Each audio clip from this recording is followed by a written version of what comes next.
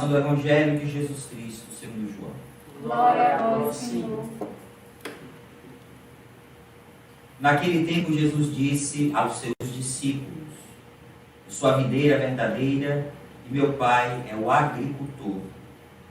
Todo ramo que em mim não dá fruto, ele o corta. E todo ramo que dá fruto, ele o limpa, para que dê mais fruto ainda. Vós já estáis limpos por causa da palavra que eu vos falei. Permanecei em mim e eu permanecerei em vós. Como o ramo não pode dar fruto por si mesmo, se não permanecer na videira, assim também vós não podereis dar fruto, se não permanecerdes em mim. Eu sou a videira e vós os ramos. Aquele que permanece em mim e eu nele, esse produz muito fruto, porque sem mim nada podeis fazer. E não permanecer em mim será lançado fora como um ramo e secará. Tais ramos são recolhidos, lançados no fogo e queimados. Se permanecerdes em mim, minhas palavras permanecerem em vós, pedi o que quiserdes e vos será dado. E isto meu Pai é glorificado, que deis muito fruto e vos torneis meus discípulos. Palavra da salvação. Glória a vós, Senhor. Caríssimos irmãos, nós estamos neste tempo pascal, ainda vivendo as alegrias da Páscoa, e a liturgia deste tempo pascal tem nos levado a meditar sobre o livro dos Atos dos Apóstolos. Sempre nós estamos escutando na primeira leitura os textos dos Atos dos Apóstolos, aonde nós escutamos a origem das comunidades cristãs. Como a igreja, na sua origem, vivia, como a igreja, na sua origem, foi se propagando. E para nós é um grande modelo, para nós, igreja, depois de tantos anos, como é importante que não se perca, diante dos anos, não se percam aquilo que faz parte do nosso DNA enquanto comunidade cristã. Aquilo que faz parte da igreja enquanto comunidade chamada a viver uma vida de fidelidade ao reino dos céus. E a gente vai tocando de modo muito concreto naquilo que é a vontade de Deus para os nossos dias. Não ficou num passado distante. Não podemos olhar para as comunidades cristãs e vê-las como uma realidade distante. É evidente que os desafios hoje são inumeráveis. A igreja cresceu, a igreja se expandiu. Os desafios são muitos, porque os problemas do mundo são diversos. E a igreja precisa ser a reparadora dessas fragilidades que nós encontramos no mundo. A igreja unida a seu esposo, Jesus. Porque sem Jesus, como nós escutamos no Evangelho, nada podemos fazer. A igreja não é capaz de cumprir a sua vocação no mundo se ela não está unida ao seu esposo. Belo a gente encontrar no relato de hoje o papel do discipulado. Nós recentemente tínhamos falado sobre o discipulado, justamente a partir da figura de Barnabé e São Paulo. São Paulo é essa figura que nós vamos encontrar nos textos bíblicos como central para o desenvolvimento da fé cristã. Mas não podemos nos esquecer do papel de Barnabé. Barnabé, quando foi enviado pelos discípulos, ele trouxe para perto de si São Paulo. Na época, ainda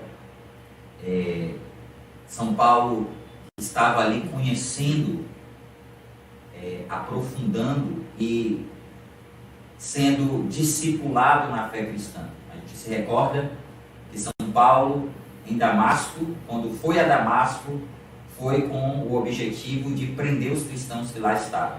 E lá ele teve a sua experiência com o Senhor. Experiência que mudou a vida dele. que o fez de perseguidor a posteriormente ser perseguido por causa da fé. E São Paulo, melhor dizendo, Barnabé traz São Paulo para perto de si. O relato de hoje também nos mostra isso. Barnabé toma Saulo consigo e leva-o para se encontrar com os apóstolos. E interessante a gente perceber como, através de Barnabé, São Paulo começa a ter uma proximidade maior com a comunidade ali de origem dos apóstolos. Vai tendo uma relação mais próxima com os apóstolos.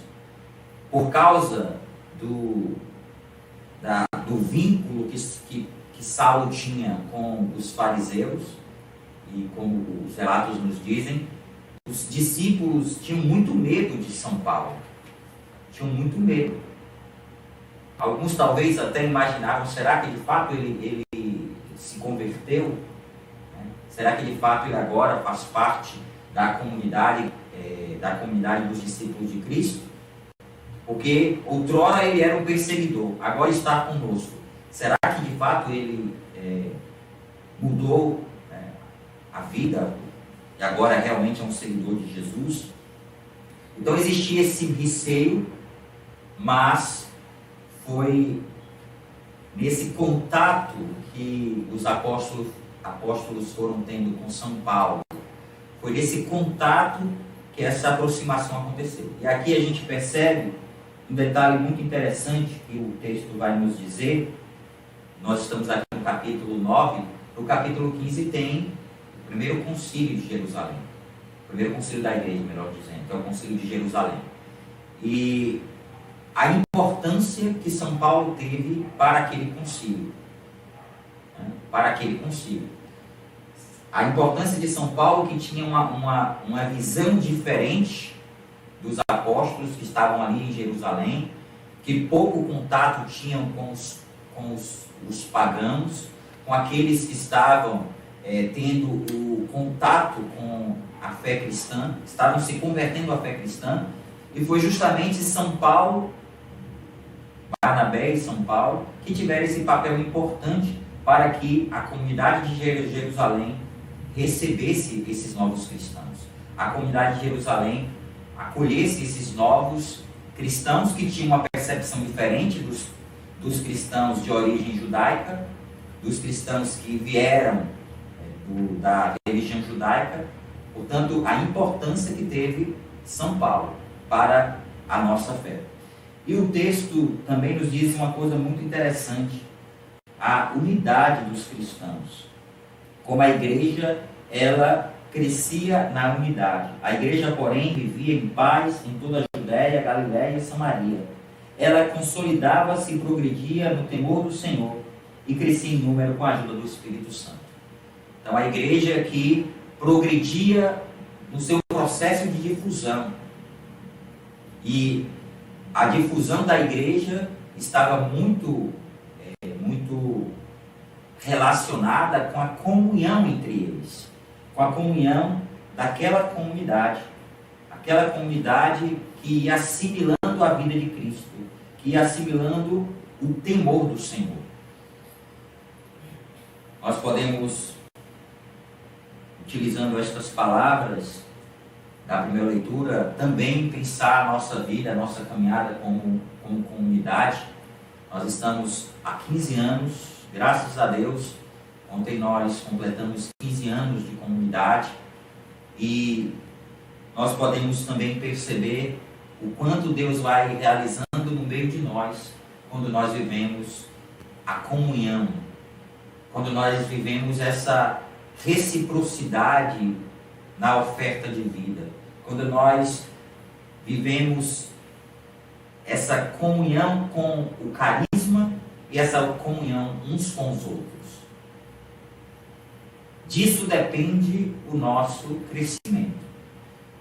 Jesus mesmo vai associar a conversão do mundo à unidade dos cristãos. Então, a nossa unidade, ela é fundamental, né? ela é fundamental para que Deus possa fazer a obra acontecer, para que Deus possa fazer com que o Evangelho aconteça, a unidade entre nós. Nós sabemos que somos diferentes, existe uma diversidade entre nós, mas a palavra de Deus também vai nos dizer, na carta aos Coríntios, que a diversidade existe para a comunhão. Então, de fato, vai existir entre nós diversidade, mas nunca a diversidade pode ser uma justificativa para nós vivermos apartados da comunhão uns com os outros. Então, vivermos a comunhão, as nossas diferenças, vivermos a comunhão para que o reino de Deus, porque esse é o desejo do coração de Deus em primeiro lugar, e deve ser o desejo do nosso coração. O desejo do nosso coração deve ser o crescimento da vinha, o crescimento da obra de Deus.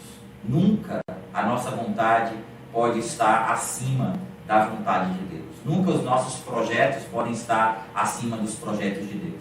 Então, tudo que nós fazemos sempre tem que ter como fim o crescimento da obra de Deus. E eu acredito que ao longo desses anos, tentações existiram para que a comunhão pudesse ser quebrada. Não tenho dúvida que o demônio, ele foi investindo, porque o demônio quer muitas vezes investir para que a comunhão entre nós não aconteça. Mas ao mesmo tempo, nós não podemos ter dúvida que se Deus foi realizando tanto na nossa missão, Ele foi realizando porque foi existindo também entre nós essa capacidade de comunhão, essa capacidade de vivermos a comunhão, essa capacidade de colocarmos a vontade de Deus acima das nossas vontades. Então, como é necessário vivermos esta comunhão?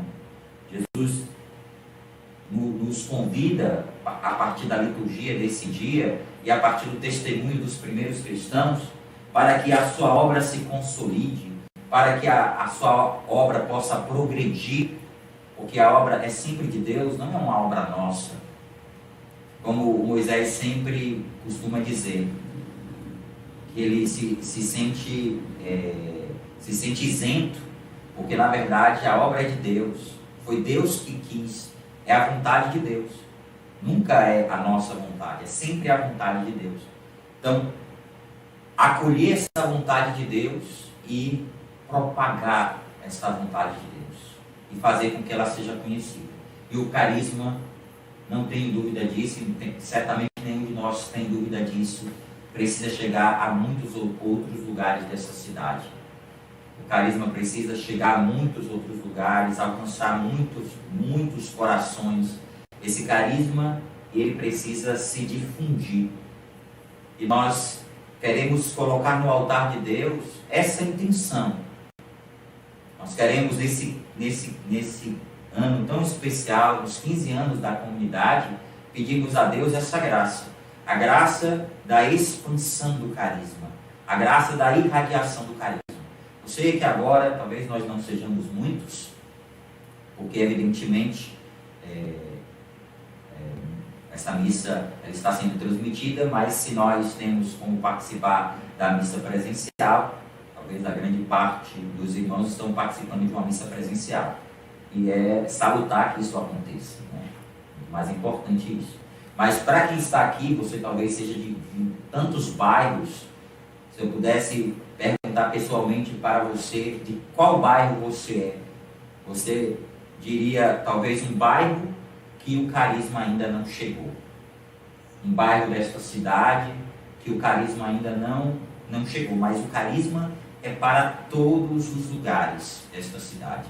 Esse carisma que surgiu aqui, o seu primeiro centro de evangelização foi em São Brás mesmo, né? Esse centro que nós temos, que é o centro principal, que irradiou deste centro para toda essa cidade. Hoje nós temos presença de radiações em alguns lugares, mas dali surgiu, né, o carisma se expressou a ponto de atrair a tantos, em tantos lugares.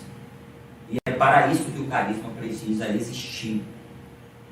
Ele hoje não mais somente irradia deste nosso centro principal. Hoje nós temos a nossa presença na Ideua, hoje nós temos já irradiações, onde o carisma está ali começando o seu processo de difusão.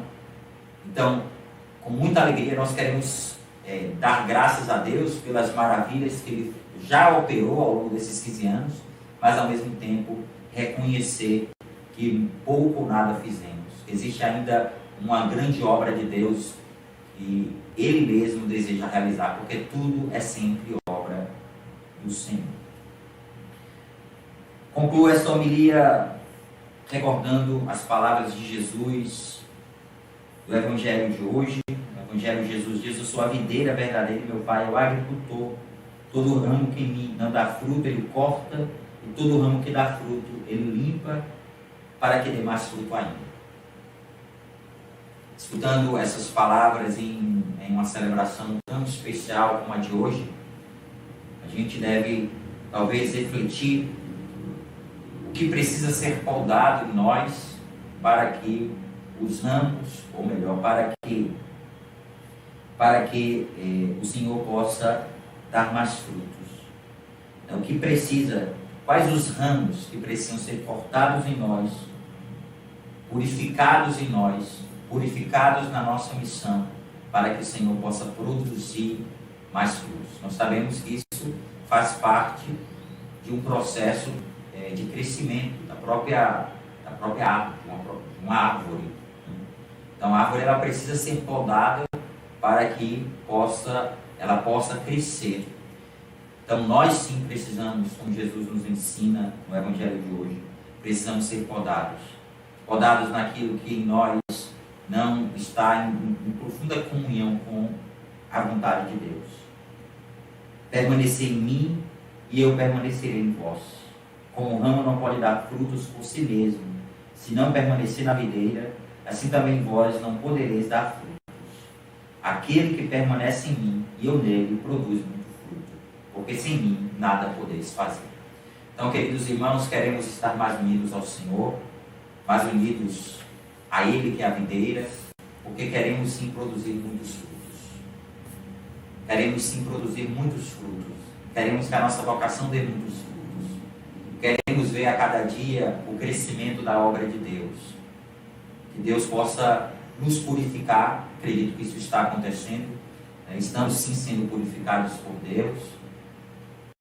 E que Deus possa continuar a sua obra de purificação. Porque dentro dessa obra de purificação existe um desígnio de Deus para a nossa vida, para a nossa vocação, para a nossa missão. Agradecemos também ao Senhor por cada fruto já colhido do carisma Shalom nessa terra. Frutos que hoje já produzem, frutos que são vocações que hoje produzem frutos. Nossos irmãos da comunidade, da obra, enfim, comunidade Vida de Aliança, da obra Shalom, como também os frutos que já não estão entre nós e que hoje intercedem também por nós, para que cada vez mais, como vocação, possamos produzir frutos e frutos que permaneçam. Vamos pedir esta graça ao Senhor na continuação desta Eucaristia, colocando no altar de Deus a vida e a vocação de cada um de nós. Louvado seja nosso Senhor Jesus Cristo. Amém.